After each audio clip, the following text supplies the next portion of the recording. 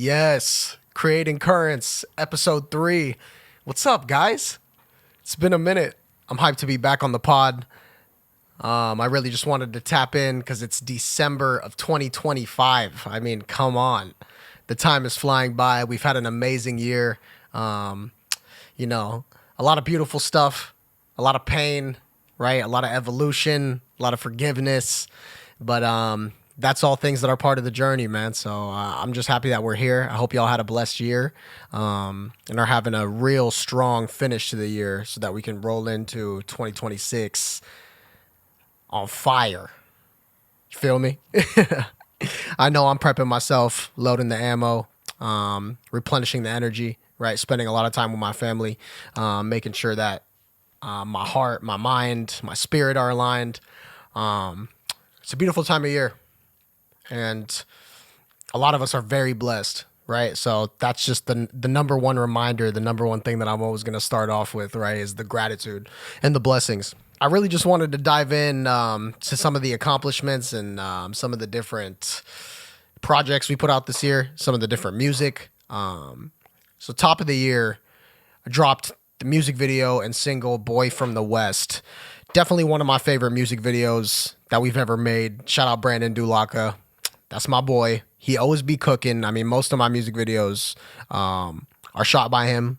We usually direct him, whether it's like me coming up with a crazy idea and bringing it to him and him being like, yeah, we're going to do it. We're going to find a way to finesse it.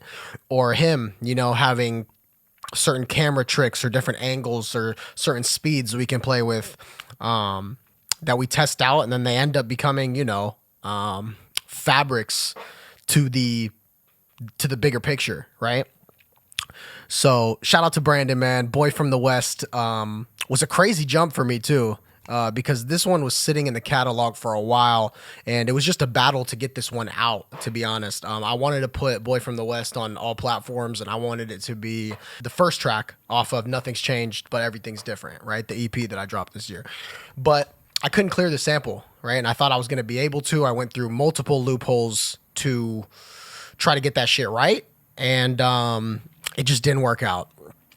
So that made me shift gears a little bit as well, but it was a blessing overall because Boy from the West got the love that it deserved on its own. It was like a standalone, and it definitely is a powerful enough song to be a standalone. So I'm proud of that one. I think we got the music video off exactly how we should have too. I mean, the vision was to really just bring it home with it. That's why everything was pretty much shot in Orange County.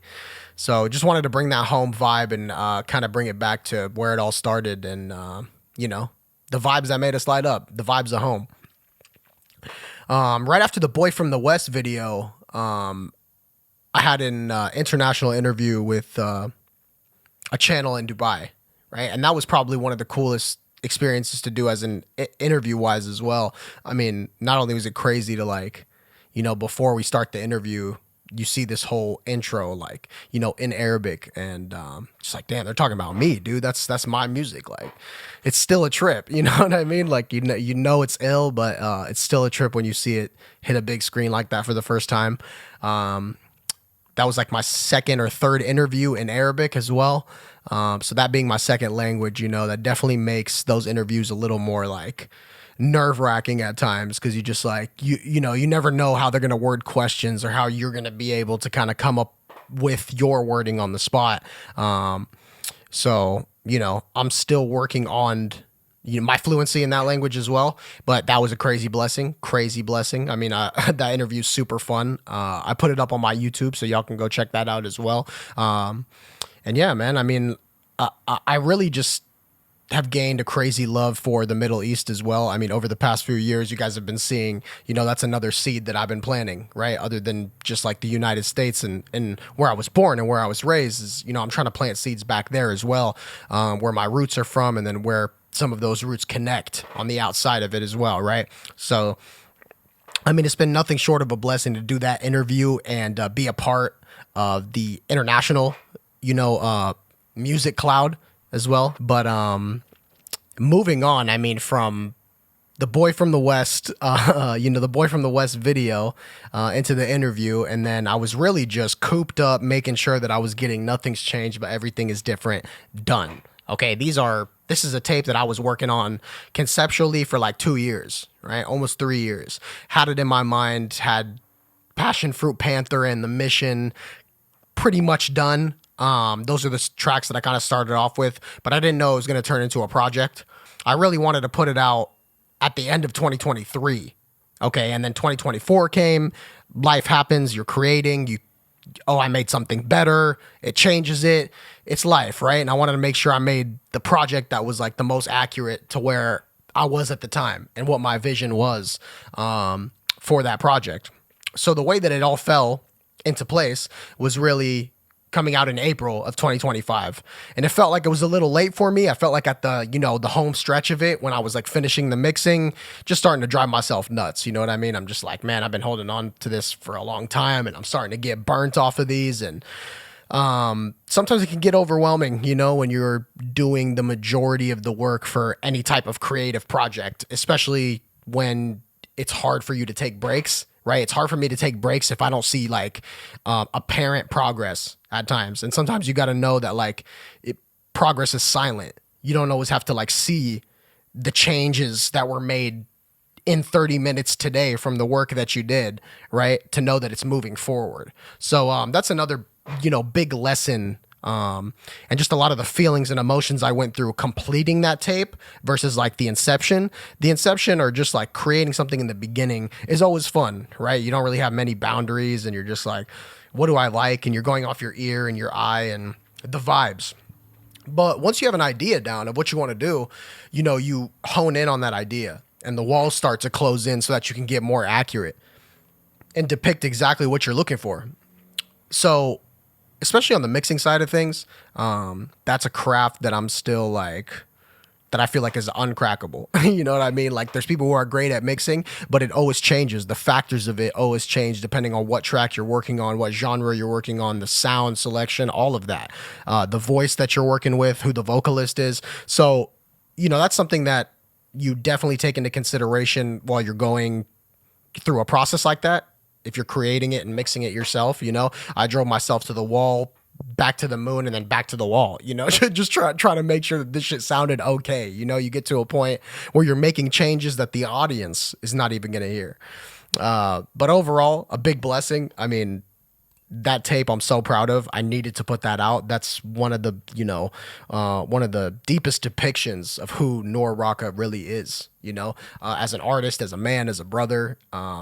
The lyrics are accurate, very accurate, right? And I love standing on that tape because this was a story that needed to be told about, the boy that turned into this man, right? And it's only the beginning. That's the beautiful thing, right? Like that's the intro story. That's the origin story of Nor Rocka. And for the fuck of it, I'll tell you my favorite tracks off of that shit. I mean, I love the whole tape, right? Like when we listen to it from the top. But Pieces and It's Just Different are special ones to my heart, Obviously Pieces with the big storytelling portion of the real shit that happened in my life. But also with It's Just Different, I think there's just an intensity that I took it to that I've always appreciated in rap, right? And I always wanted that to be like present and continue to be present in rap. So like, to do my due diligence, like shout out to Lil Wayne, because like that's a big influence on that first half of that track. And then shout out to Travis Scott. That's a big influence on the second half of that track. And It's Just Different. Sounds like it's like two tracks. There's two different beats to it. But man, what a journey. I love that song. I love that that's part of my catalog. But yeah, it's even funny to reflect on the tape and notice how some of the tracks came a lot easier than the others. The intro got interchanged so many times, right? I was just saying it was supposed to be Boy from the West. Even before Boy from the West, it was like two other songs before that. And then I was like, nah, I need to make something better. The song Brainstorm, the third track on it, that was supposed to be another track too. A lot of interchanging going on. It's Just Different was actually a song called Dance Around the Doubt before. And I don't know if these songs are ever going to see the light of day. Maybe I'll just like, let them loose one day just so that y'all can hear them and stuff. But the evolution of this tape and creating this really like did something for my creative spirit as well as my confidence behind the board, like as a mixing engineer. Because yeah, if I can do this with what I have or what I had at that point, then like the sky's always been the limit. You know I'm gifted, but it's like the perfectionism sometimes can really itch and crumble at your or itch and really bother you at your core, because you just never feel like anything's enough. So it's good to look at that and be like, damn, good work, bro. Good job, Nor. you know? But there's something to be said about being pushed to your limit, right? And being pushed past the point that you're comfortable, especially when it comes to something that you love to do.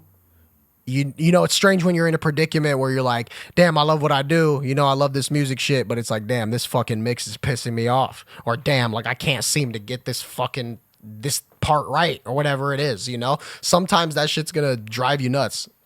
Sometimes you're gonna be pushed to a limit that you're just like, man, I'm not enjoying this, you know? But I think a big reminder during that part is, or a big piece that you should remind yourself is that that's not wrong. It's not wrong to feel that way, right? Of course you want to feel good, but it's not wrong to feel that way. It's part of the process as well. So, pushing yourself, stretching, making sure that you're, getting to a level that you want to get to, even if you don't know how you're going to get there, but you push and you move forward, even if it's an inch, a centimeter. That's what it's all about. That's what it's all about. Progression and moving forward and making sure you execute, right? That's, I guess, one of the biggest things that I'm proud of myself for doing over time is executing, My shit might not be perfect, my shit is not for everybody. I am not for everybody.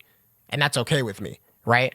But I know how to take ideas that are valuable, make them concise, tell stories, and even put the authenticity of myself into these stories and then deliver them with confidence. So it's like, good job, Nor. Shout out to Larry June. Yeah, man. Let's see what else we're going to talk about. We'll talk about I guess we'll talk about that as well because it was also in April. So in April is when I dropped that tape. Nothing's changed, but everything's different. But also, I think it was like April 12th was when I had a listening experience for the project. And earlier that day, I was at my Airbnb with my homie. And my friend Henry called me. And I thought he was going to like call me to just say what's up or to tap in about, that night with the listening experience. And right when I answered the phone, he was crying.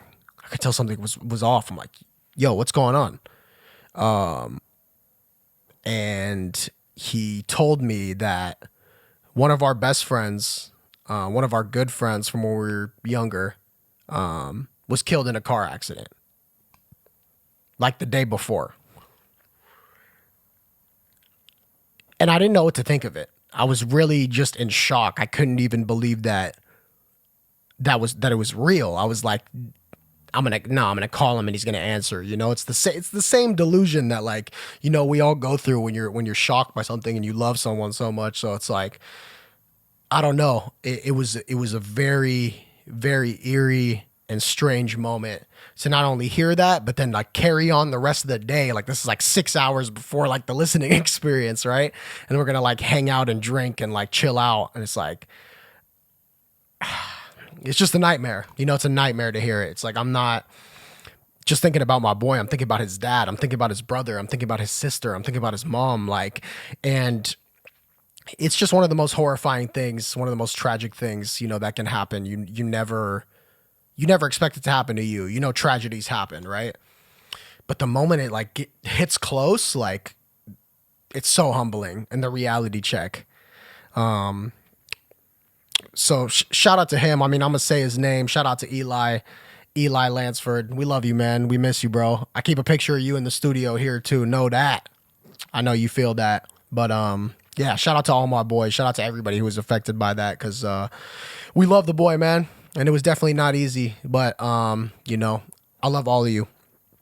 We're going to do this. We're going to stick together. We're going to make it through. And that's what he would want too. Real shit. Real shit. in April, I also got my own studio space for the first time. You know, not renting somebody else's studio, not using somebody else's equipment, my own place, right? With all my own equipment in here. And this is huge for me. This is huge for me. You know, obviously we've been doing this artistry thing for a while, but it's like working out of your parents' house for over 10 years. And always dreaming of having your own space where you could decorate, have your own stuff, record whenever you want, be a grown up, right? And create and love what you do at any time and be free with it. This was like a dream for a long time, and now it's here. You know what I mean? It's like, damn, like I'm really doing this shit. And it's just a blessing. You know, that was huge for me. So it's December now. I mean, I've had the studio since April, and it's been nothing short of a blessing. Making the best music I've ever made in my life. I'm more locked in than ever. And it's just a blessing, you know, with things happening. Life is not always going to be perfect. There's a lot of pain and shit, but I'm just grateful. I mean, you know, the things I prayed for and the things that I always dreamt of are like in my life now. And I have to like remind myself of that because I get very caught up in my emotions sometimes. And that can like really make me feel jaded, right? About the blessings that I do have. And when you're not aware of the blessings that are in your life, I mean, you can never be receptive to more, right? Simple as that. Simple as that. Oh, yeah. And let's go over my Apple Music replay. I know all of y'all do your Spotify Wrapped and all that. Yeah. Nah, I'm an Apple Music guy. The top 5 for me were, drumroll please,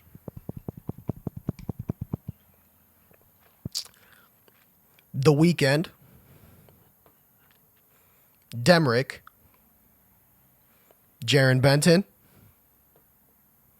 Kendrick Lamar, and Eminem. You know, other than The Weeknd, I mean, a very, very hip hop lineup. Either way, a lot of dark tracks that were listened to this year, right? I mean, the Demrick and Jarren Benton polls for 2 and 3 are pretty high up there. You know, knocked some people off the list that are usually up there because Demrick and Jarren in 2024 dropped this album called Black Canvas. And that shit is insane, dude. Like, it's like one of my favorite rap albums that have came out in a long time. Just bars, man. Bars on bars, and the flows are crazy, and the boom bap, and Johnny Slash on the beat. Come on. Here's Johnny. Y'all killed that, bro. I'd say my favorite track off of that shit is Revenge. Yeah, probably Revenge, and then Burner Phone. Y'all killed that, man. The whole tape is insane. And I've been a big fan of it. I've been bumping it nonstop. My top 5 tracks of the Apple Music replay were literally all from that album. I think like probably my top 10 or however many tracks the actual album is probably all that because I played that album nonstop since January. And of course, GNX was in the rotation as well. Crazy album. The energy's insane. Crazy time for hip hop, right? And then the Eminem poll for number 5. Man, if y'all know me, y'all already know. If y'all don't know me, then you're going to get to know. M will always be on the Mount Rushmore for me. It's a personal thing, but it's also a studious thing, you know? You wouldn't get it unless you study the game, or maybe you do get it because you love him as well. But I'm a student of the game. So whenever you see things that I listen to or things that I post, like I'm not listening with the ear of a spectator all the time. You know, a lot of the time I'm doing this, I'm putting myself in the listening position to receive, right? To receive different messages or receive different angles of this thing that we call art. Because that's just how complex the game is to me. And that's how much I love it. I just want to see it from different angles, you know? I want to be able to embody it. And be able to appreciate anybody who embodies it. So moving into 2026, I'm looking forward to dropping more projects, bringing y'all into my world. We got a lot of fun stuff planned, and I want to make sure more collaboration goes on, right? More events are definitely going on. I want y'all to stay tapped in. As always, thank you. Thank you so much for the support and the love, all of y'all that show up. I mean, I do it for y'all just as much as I do it for me and the team. It's such a blessing. right? And you guys will never go unappreciated. So please, tap in with me, comment on this, like, make sure you subscribe so that you see all of the next episodes that are coming out. I know it's been a minute, had to tap back in before the end of the year. Your boy Raka coming in hot, baby. I'll see y'all in 2026. Love y'all.